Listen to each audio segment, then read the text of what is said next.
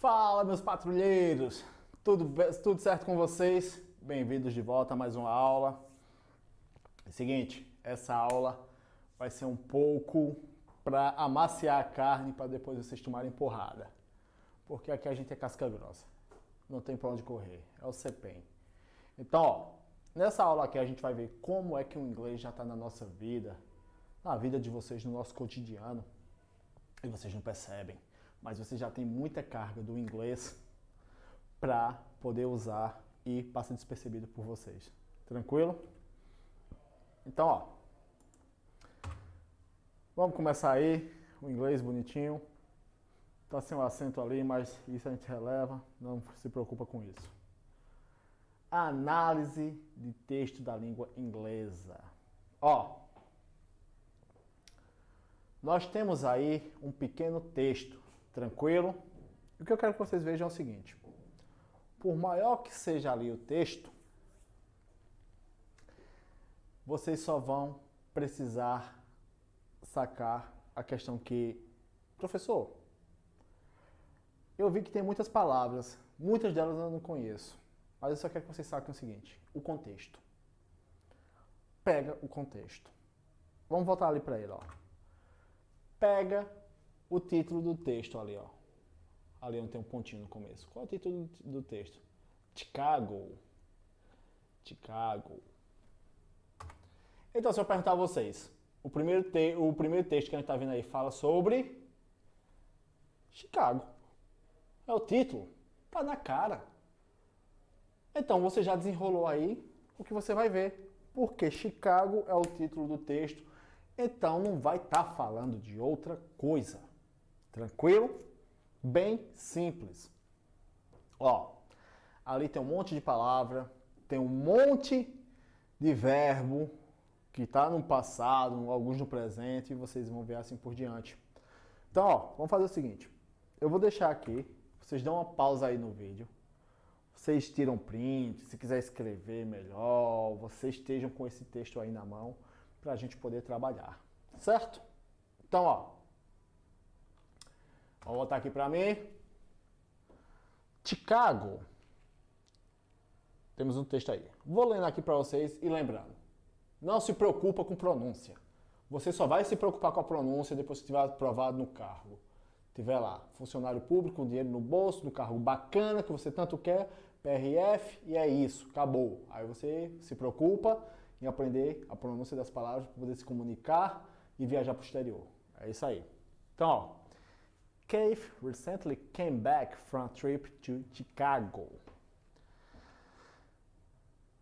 Illinois. This Midwestern metropolis is found along the shore of Lake Michigan. During his visit, Keith spent a lot of time exploring the city to visit important landmarks and monuments. Então, de cara aí, a gente já vai ver que ele está falando da cidade de Chicago, no estado de Illinois. Vocês têm que compreender isso, ó. Quando vocês verem o texto grandão assim, vai ter um monte de palavra. Vocês vão se assustar. Mas, assim, é bem comum isso, na verdade. Vou dizer uma coisa aqui para vocês que eu acho que muitos professores não têm coragem de dizer, mas comigo aqui eu digo porque é assim mesmo. Quando eu pego um texto, principalmente meus textos acadêmicos que eu vou estudar, tem uma porrada de palavras que eu não conheço. Como assim, professor? Pô, tu és professor de inglês, como é que tem um monte de palavra que tu não conhece? Tem um monte de palavra que eu não conheço. Eu não conheço todas as palavras de português. E olha que eu falo português, passei minha vida toda falando português, mas mesmo assim eu não tenho conhecimento de todas as palavras do português. E isso é normal, certo? Mas como é que eu faço para compreender o texto que eu estou lendo? Mesmo que ele tenha muitas palavras que eu não compreenda. Eu só vejo a questão que é, eu pego o contexto todo. Então, ó, nós vemos aí a palavrinha trip, T-R-I-P, ou seja, uma viagem. É diferente da palavra travel, que é o verbo viajar, certo? Trip, substantivo, travel, verbo, certo? Sei que ele está falando de Chicago. Então, quando a gente tem que usar também um pouquinho a lógica, pessoal. Quando eu sei que eu estou falando de uma determinada cidade, eu vou falar do quê? Dos pontos turísticos, da fundação da cidade, do que ela tem para fazer e tudo mais, certo? Então, ó, Keith loves baseball. Quem assistiu a primeira aula sabe porque aquele love está aparecendo com um S no final, ó. Cadê? Aqui, ó, início do segundo parágrafo. Loves. Keith loves baseball. Quem assistiu a primeira aula sabe o porquê disso. Justamente porque se trata de uma terceira pessoa. And he made sure to take a visit to Wrigley Field. Not only did he take a tour of this spectacular stadium, but he also got to watch a Chicago Cubs game. Pô, professor, como assim, velho? Eu pensei que ia ser uma coisa mais tranquila. Tu veio com muita coisa. Pessoal, eu vou confortar vocês, mas eu também vou bater aqui, porque nem de longe, isso é um texto para concurso público. E é justamente isso aqui que eu vou fazer com que vocês entendam. Esse é um texto básico. Esse é um texto básico. Esse é um texto para início de vocês, para vocês começarem. Eu trouxe esse texto porque é um texto inicial. Vocês vão começar com esse texto. É um texto pequeno, pessoal. Tem 1, 2, 3 parágrafos. Na verdade, 4 parágrafos, perdão. E é um texto base. No final dessa aula aqui, nós vamos chegar num texto que é um artigo jornalístico recente da guerra da Ucrânia e da Rússia. Só trazendo algumas manchetes assim. Aí vocês vão ver a diferença de nível desse texto para o último. E é justamente isso que eu quero que vocês aprendam. É isso que eu quero que vocês vejam, que vocês compreendam. Não mire alto sem antes de você fazer nada para chegar lá. Você tem que mirar alto, mira mesmo, do mais alto que você puder, mas constrói tua base para chegar lá. E constrói uma base concreta, porque se for uma base que não é uma base forte, não é uma base concreta ali, qualquer evento derruba. E por que eu estou fazendo isso? Eu estou trazendo esse texto aqui, pessoal, já justamente para vocês darem pausa aqui, ó. Dá aí pausa, tira um print, imprime, copia, faz o que você quiser, mas tenha esse texto em mãos. Justamente porque ele é um texto que está trazendo aí, ó, presente, passado e fórmulas de uma voz passiva. Não se preocupe com essa questão da voz passiva agora. Eu só quero que vocês primeiro vejam a questão do texto para ver como é que ele está escrito ali, tranquilão, para vocês sacarem como usá-lo. Tranquilo? E é por isso, é um texto base. Esse é um texto aí que minha galera, com meus alunos de 9º ano estão trabalhando, certo? Ô, professor, tá comparando a gente com alunos de 8º ano? Não, mas eu estou trazendo conhecimento para vocês igualmente. Não adianta eu trazer um texto complicado demais se eu sei que a gente ainda não construiu uma base sólida. A gente vai trabalhar para que isso aconteça. É isso que eu quero que vocês tenham em mente. A gente está visando alto para pegar o texto da prova e detoná-lo. Mas primeiro a gente começa com os pequenos. Começa com esse aí, pequenininho, tranquilão. O segundo texto já é um pouquinho mais elaborado, que já é um texto histórico. E o terceiro é um texto jornalístico, certo? Então, ó, aí nós temos presente, passado, voz passiva e vejamos mais referências. Ou seja, tudo que vocês vão encontrar no texto de vocês. O que eu quero mostrar isso a vocês? Que um texto simples, ele abrange muita coisa. Se a gente for parar para ver, nas nossas 3 primeiras aulas, nós tivemos a base para compreender o porquê cada coisa está aparecendo aqui. Presente, passado e futuro. É isso que eu quero que vocês saquem. Certo? Um bizu que eu dou aqui para vocês. Não tenta pegar já o parágrafo todo. Se você conseguir, beleza. E entender ele em português. Passá-lo para o português. Mas pega a primeira frase, aí depois da primeira passa para a segunda e assim por diante. Passo a passo, pessoal. Não tem pressa não. Eu só quero que vocês construam um aprendizado concreto aqui. Que vocês digam, não, isso aqui foi tranquilo porque a minha base está bem sólida. Tranquilo? Ó, um texto histórico de uma pandemia que aconteceu em 1918. Vê que coincidência nós temos aqui, né?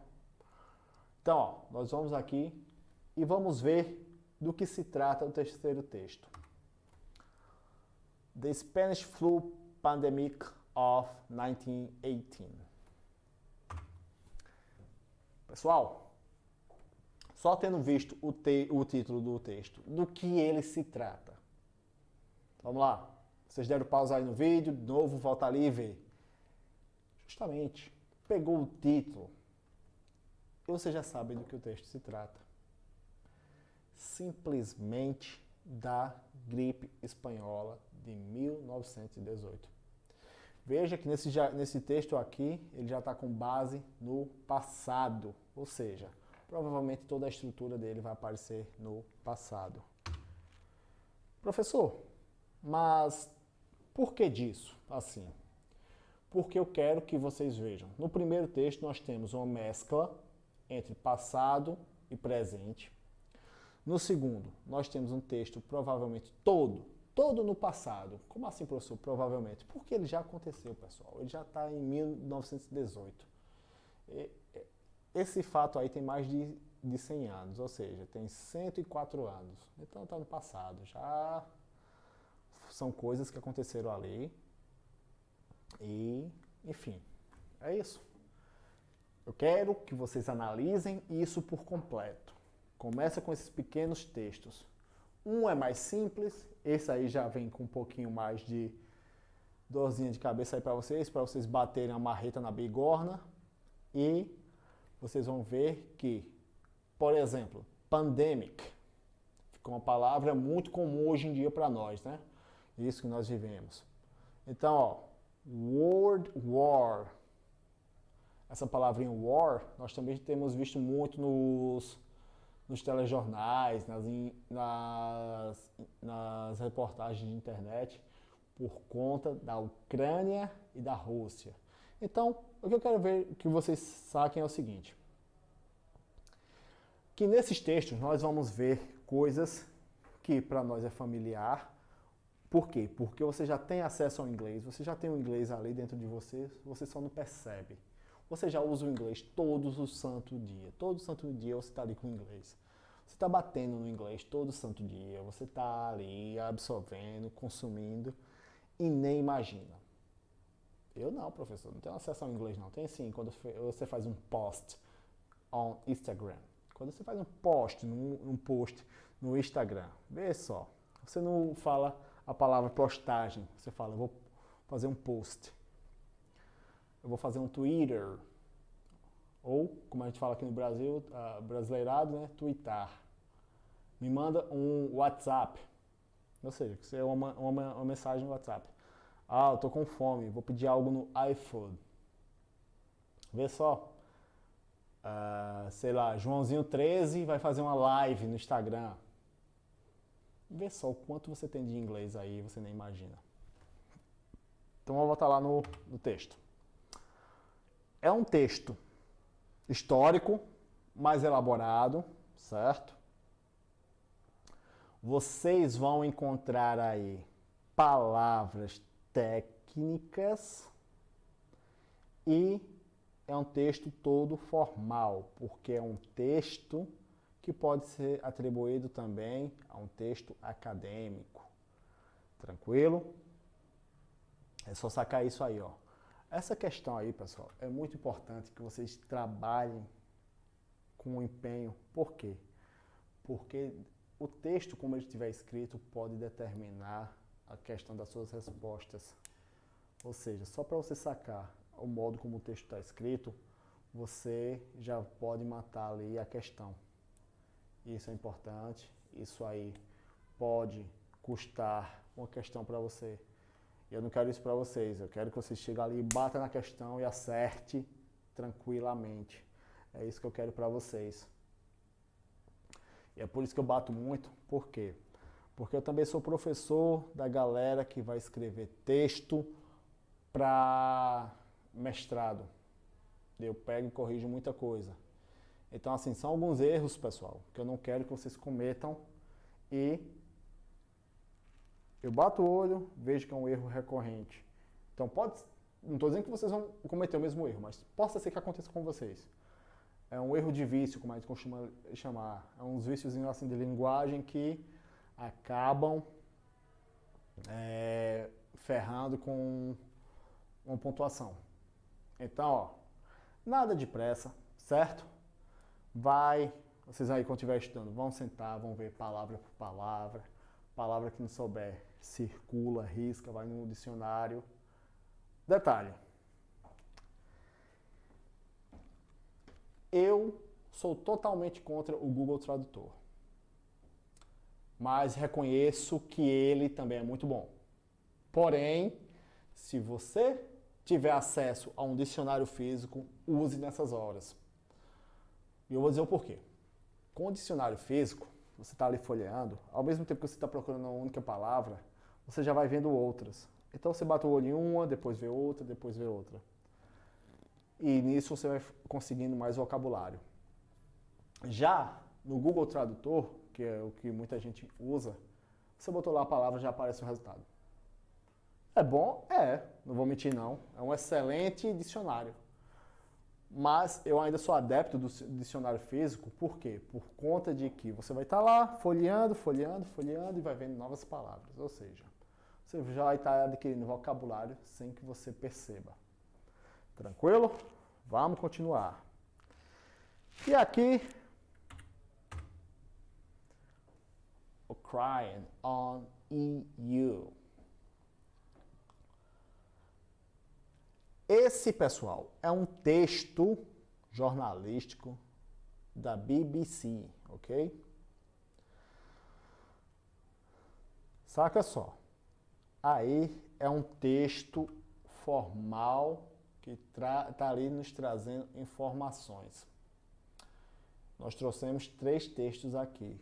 O primeiro ali é um texto bem descontraído, bem tranquilo. O segundo já tem uma pegada mais analítica, mais profunda, mais formal. E esse, que é um texto jornalístico atual. E o que eu quero que vocês façam é o seguinte, saca só. Eu quero que vocês vejam a diferença da escrita. Do primeiro texto, do segundo e do terceiro. Lê o primeiro, compreende, saca tudo ali que tem que sacar. Pega o segundo. A partir do momento que você sacou o primeiro, você vai ler o segundo. E quando sacar o segundo, você já vai começar a tirar suas conclusões de um para o outro. E já vai ver a extrema diferença que é de um para o outro. Certo? E quando chegar nesse terceiro, pessoal, aí sim é que você vai ver. Possa ser que você ache mais fácil, mas também mais difícil. É só lembrar o seguinte, esse é um trecho jornalístico da BBC. Ou seja, ela está escrevendo, a pessoa que escreveu isso aí, escreveu para o mundo todo. Ou seja, qualquer pessoa ao redor do mundo que tem acesso à internet pode chegar nessa informação. Ou seja, é uma informação clara e direta, onde ele vai ter que trabalhar de uma maneira bem ampla para que seja abrangente para todos. Que seja abrangente para mim, que seja abrangente para você, que seja abrangente para uma pessoa que esteja na Alemanha, uma pessoa que esteja na Noruega, uma pessoa que esteja no Japão, na Coreia do Sul, onde for. Então, é nessas questões. Vocês têm que entender o seguinte. A questão da compreensão de texto do inglês é que você vai ver muito texto escrito de uma maneira. Isso por quê? Porque o inglês é a língua mais falada do mundo. Ou seja, com mais de 2 bilhões de falantes. E, por ser a língua mais falada do mundo, ali na questão dos veículos de informação, cada um tem o seu jeito de escrever. Cada um vai escrever de uma maneira. Ou seja, tem muita coisa. Não, a gente nunca vai saber qual é o texto que vai cair na sua prova. Então, por isso que é importante que você sempre esteja lendo. Para quando você se deparar com isso aqui, você não se assustar. Você diz, saquei que tipo de escrita é essa. Por mais que seja diferente, você vai poder ainda absorver alguma coisa dali. E você vai poder tirar de letra. O modo como alguém escreve um texto em inglês no Brasil não é o mesmo que se escreve na Alemanha, não é o mesmo que se escreve na Itália, não é o mesmo que se escreve no Japão, mesmo usando a mesma língua que seria o inglês. Sacaram? É isso que eu quero que vocês vejam. Apesar de que há uma grande possibilidade de que o texto que vai cair na prova de vocês seja dos Estados Unidos, certo? Mas pode ser um texto do Canadá, da Inglaterra, Nova Zelândia, da Austrália, pode ser um texto de qualquer país que tenha o inglês como língua mãe. Isso aí tem um monte de países no mundo. Por exemplo, até na África do Sul. Pode ser um texto da África do Sul. E você vai ver a diferença gritante que é o modo de escrita. A língua é a mesma, só que o modo de escrita é diferente. Qual é o que está certo? Todos estão certos. Qual que está certo? É só você lembrar do seguinte. Qual que está certo? Um texto escrito no Brasil, que fala português, ou um texto que está escrito em português de Portugal? Os dois estão certos. Depende da área onde você está ali. Mas os dois estão certos. É isso que eu quero que vocês vejam. Por que eu estou dizendo isso? Porque quando pega os textos, meu querido, você vai ver que a pancada é grande, beleza? Mas eu não estou para ficar assustado não. Não se assusta não, pessoal. Isso é só para vocês irem assim, saberem onde estão pisando. Não é aquele negócio, vou pisar aqui e afundar, não. Não. Começa com o básico.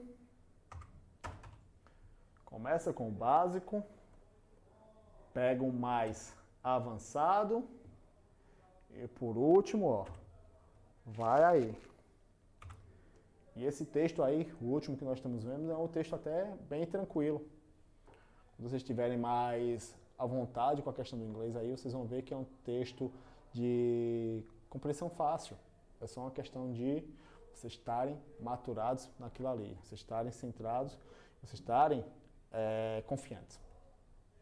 Inglês não tem segredo. Inglês tem prática. E acima de tudo, lembra da tecla que eu bati desde o começo. Contexto. Pega no contexto, porque vai ter muita palavra ali que vai ser desconhecida por vocês, mas o contexto entrega tudo. O contexto entregando tudo, você pode matar de cara a questão, certo? Então, esse é o cronograma de estudo. Procura um texto base, simples, um texto avançado, mediano ali, e um texto high ground, como a gente diz assim, um texto top de linha. Eu aconselho lerem muito questões de jornais. New York Times, BBC, pode ver ali a BBC também da Europa, que vocês vão pegar muita informação. Por que eu sugiro da Europa? Porque você vai ver diferentes meios de comunicação. O New York Times é perfeito, mas acredito que precisa de uma assinatura. Já o BBC tem mais reportagens free, então vocês vão ter mais acesso a acervo. Certo? Então é isso. Não se assusta com o texto em inglês. Não é um bicho de 7 cabeças, não. É só você saber por onde começar. Começa pelo básico. Professor, isso é muito fácil. Beleza, começa aí pelo fácil. Me explica esse texto fácil. Quando tiver seguro do fácil, pega um mediano. Estudou o mediano, destrinchou ele todo, consegue compreender, pega outro, e assim por diante. Não começa já pelo mais difícil, porque você vai se frustrar, Você vai cair de cabeça, vai parecer um meteoro se esborrachando no chão. E isso vai te assustar na hora de estudar o inglês e principalmente questão de texto. Vai por mim. Eu vejo muito aluno que quer já dar uma bocanhada maior do que aquilo que cabe na boca. Então, pode acabar se engasgando e se frustrando aí. O pouco que você faz hoje vai se determinar muito de amanhã. É um texto pequeno hoje, amanhã um maiorzinho, depois maiorzinho, depois maiorzinho. Coisa que eu indico muito é leitura de música. Como assim, professor? Leitura de música? Não vai cair música na minha prova. Realmente. Há uma mínima chance que isso aconteça. Mas o porquê leitura de música? Porque a leitura de música ela traz muitas palavras. E se você for ver, essas palavras vão estar no seu texto. E você vai ver como a pessoa encaixa aquelas palavrinhas ali. É uma opção a mais. Não estou dizendo só para você estudar música, não. É uma opção a mais que você vai trazer já para contribuir para o seu aprendizado. Beleza, meus queridos? Então, ó, qualquer dúvida, tá aí o site, o Instagram e o WhatsApp da CPEM. Tranquilo? Vejo vocês na próxima aula. Os